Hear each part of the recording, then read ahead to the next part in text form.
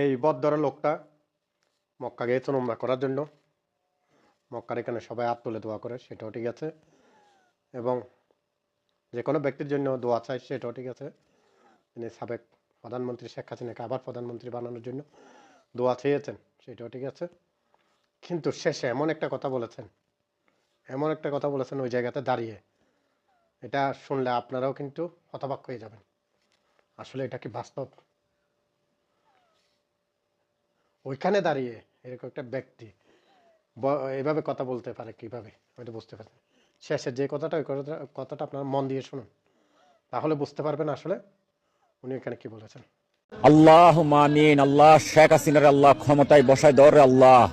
এ আল্লাহ তোমার মেহেরবান, তুমি দয়ালুর আল্লাহ।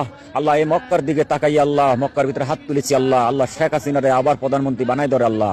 আল্লাহ 18 কোটি জনগণকে আল্লাহ রিজিকের ফয়সালা করে দাও আল্লাহ। আল্লাহুম্মা আমিন সুম্মা